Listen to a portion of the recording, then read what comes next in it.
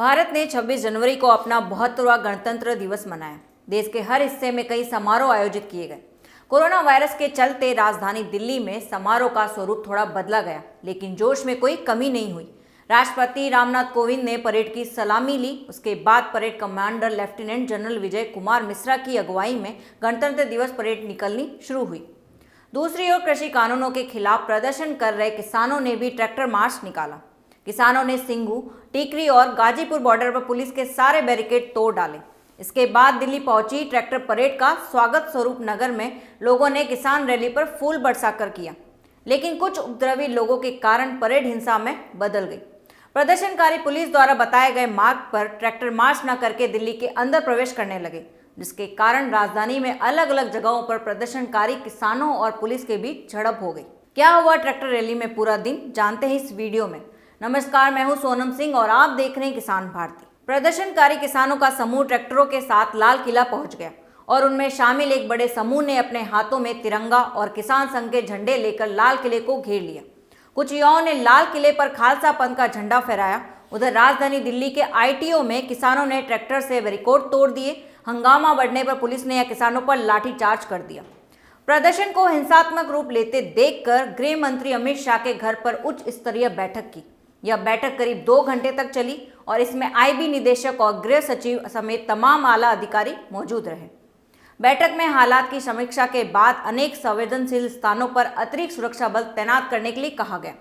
सूत्रों के अनुसार खुफिया एजेंसियों को भी अभी भी हिंसा की आशंका है। रैली में हुई इस हिंसा को देखते हुए गृह मंत्रालय की तरफ से इंटरनेट सेवा बंद करने का आदेश जारी किया गया। गृह मंत्रालय की तरफ से जारी आदेश के अनुसार सिंघू, गाजीपुर, टीकरी, मुकरबा चौक, नांगलोई और आसपास के इलाकों में इंटरनेट सेवा रात 12 बजे तक के लिए बंद कर दी गई। हिंसा को देखते हुए दिल्ली मेट्रो ने भी कई स्टेशनों पर एंट्री और एग्जिट बंद कर दिया गया।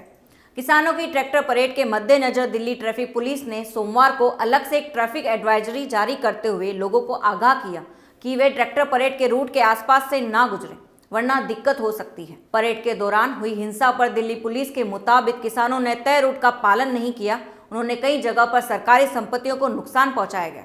जिस तरह की घटनाएं सामने आई हैं, उसको देखते हुए उपद्रवियों पर केस दर्ज किया गया। प्रदर्शनकारियों को तितर बितर करने के लिए पुलिस ने उन पर आंसू गैस के गोले छोड़े। भीड़ को काबू करने के दौरान 5-6 पुलिसकर्मी जख्मी हो गए। वहीं प्रदर्शनकारियों की तरफ से पुलिस वालों पर ट्रैक्टर चढ़ाने की कोशिश की गई। झड़प के बीच 2 मीडिया कर्मी भी घायल हो गए और कई प्रदर्शनकारियों को चोटें आई हैं। NH-24 पर भी किसान रास्ते में बैरिकेड तोड़ अक्षरधाम मंदिर की तरफ बढ़े। रास्ते में प्रदर्शनकारियों ने हुड़दंग भी किया। इन लोगों पुलिस की गाड़ियों के शीशे भी तोड़ डाले। राजधानी के करनाल बाईपास पर प्रदर्शनकारी किसानों के साथ घुड़सवार निहंग पुलिस बैरिकेड पर टूट पड़े। प्रदर्शनकारियों ने पुलिस बैरिकेड तोड़फोड़ करते हुए खूब हंगामा किया। नोएडा के चिल्ला बॉर्डर पर स्टंट करने के दौरान एक ट्रैक्टर पलट गया। इसमें 2 लोग घायल हो गए। बाद में लोगों ने मिलकर इसे सीधा खड़ा किया। ट्रैक्टर पलटने के बाद वहां कुछ देर के लिए अफरा तफरी मच गई। इससे पहले ट्रैक्टर परेड निकाल रहे किसानों की सुबह दिल्ली पुलिस के साथ झड़प हो गई। प्रदर्शनकारी किसानों ने पुलिस की तरफ से लगाए गए बैरिकेडों को तोड़ दिया। इसके बाद किसान राजधानी में प्रवेश कर गए। संयुक्त किसान मोर्चा ने बयान जारी कर हिंसक प्रदर्शन की कड़ी निंदा की। मोर्चा ने कहा कि प्रदर्शनकारियों से शांति की अपील की है। संयुक्त किसान मोर्चा ने कहा कि सभी प्रयासों के बावजूद कुछ लोगों ने मार्ग का उल्लंघन किया और निंदनीय कृत्यों में लिप्त रहे।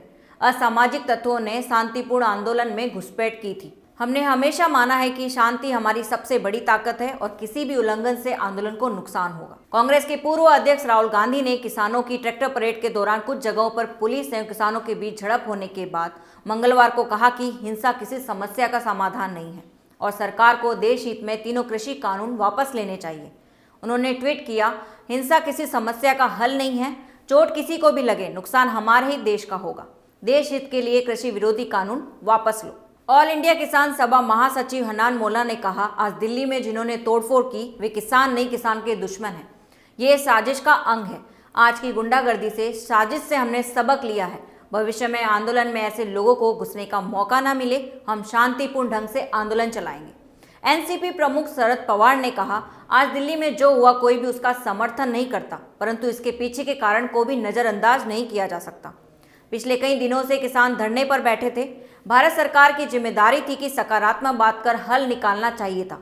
वार्ता हुई लेकिन कुछ हल नहीं निकला। कांग्रेस के वरिष्ठ नेता शशि थरूर ने प्रदर्शनकारी किसानों के एक समूह द्वारा लाल किले में अपने संगठन का झंडा फहराने को दुर्भाग्यपूर्ण करार देते हुए मंगलवार को कहा कि उन्होंने शुरुआत से ही किसान आंदोलन का समर्थन किया था, लेकिन इस अराजकता को वह स्वीकार नहीं कर सकते। उन्होंने किसानों के एक समूह की ओर से लाल किले पर अपने झंडे फहराने का हवाला देते हुए ट्वीट किया, अति दुर्भाग्यपूर्ण। मैंने शुरुआत से ही किसानों के प्रदर्शन का समर्थन किया, लेकिन अराजकता को स्वीकार नहीं किया जा सकता। लोकसभा अध्यक्ष ने कहा, गणतंत्र दिवस पर कोई दूसरा ध्वज नहीं बल्कि सिर्फ पवित्र तिरंगा लाल किले पर फहराना चाहिए। कांग्रेस नेता रवनीत सिंह बिट्टू का कहना है कि कोई पंधेर पन्नू और दीप सिद्धू ये 3 लोग हैं जिन्हें अभी तक पंजाब वालों ने चिन्हित किया है, जिन्होंने ये सारा कारनामा किया है। इनको बहुत बड़ी फंडिंग हुई है कि किसानों के आंदोलन को कैसे तबाह करना है। सरकार को ऐसे लोगों को काल कोठरियों में डाल देना चाहिए। आपको बता दें, गणतंत्र दिवस के अवसर पर किसान आंदोलन में हुई हिंसा की जांच अब सीबीआई करेगी। इस वीडियो में इतना ही। बाकी की खबरों के लिए देखते रहिए किसान भारती। धन्यवाद।